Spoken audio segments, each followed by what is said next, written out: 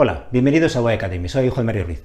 Esta semana vamos a seguir explorando los límites del sonido. En el vídeo de la semana pasada hicimos unos cuantos ejercicios para averiguar a partir de qué pianísimo podemos hacer sonar la caña. Hacíamos unos ejercicios sin la lengua, solamente con el aire, para averiguarlo. Y a continuación simplemente poníamos la lengua para que ese ataque quedara más definido. Pero el otro día en clase una de mis alumnas, María, con muy buen criterio me preguntó, ya, pero realmente, ¿qué es lo que movemos para que cambie de aquí a? ¿Qué hacemos para que se comprima? Y es un buen motivo para repasar todos esos mecanismos que utilizamos cotidianamente para controlar la caña, su vibración, la altura del sonido, etc. Y como seguramente ya estaréis imaginando, depende mucho de qué hacemos con la lengua. Digamos que habría varias formas de hacer sonar la caña. No todas son buenas. Yo, si soplo sin pensarlo demasiado, estoy soplando bastante, pero la caña no suena. Porque está muy desconcentrado el aire, está muy descomprimido. Puede llegar un momento que, bueno, decido apretar con los labios.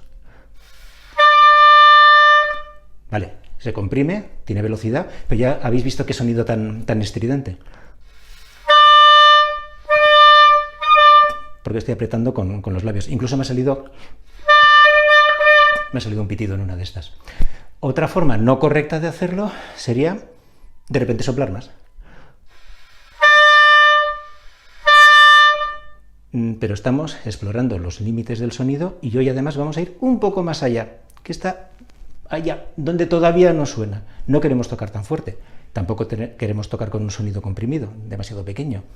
Entonces, ¿qué nos queda? Si no es la embocadura, si no es que forcemos desde el diafragma, nos queda, como siempre, ese movimiento que hacemos con la lengua. Aquí tengo la nota. Está piano, suena bien, está con todos sus armónicos, está centrada y está controlada. Hacedlo muy despacio. Empezad a soplar muy relajados, muy relajados.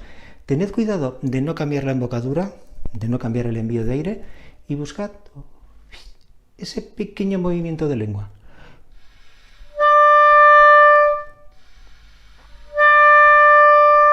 Es mínimo. Cuesta un poco darse cuenta de ese movimiento. Creo que es más fácil darse cuenta de los movimientos que no debemos hacer. Si detectáis que estáis apretando con los labios o que de repente dais un golpe de aire, sabemos que eso no se debe. Pero ahí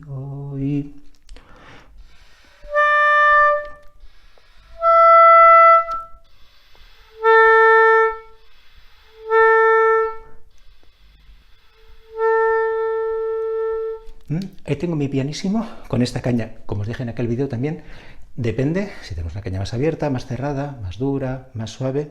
Por eso debemos calentar todos los días con la caña con la que vayamos a tocar, para acostumbrarnos a ella. Os invito a que experimentéis con esto. Coged cualquier nota de cualquier tesitura y a ver dónde encontréis ese límite que no está sonando y que sí está sonando y qué es lo que movéis.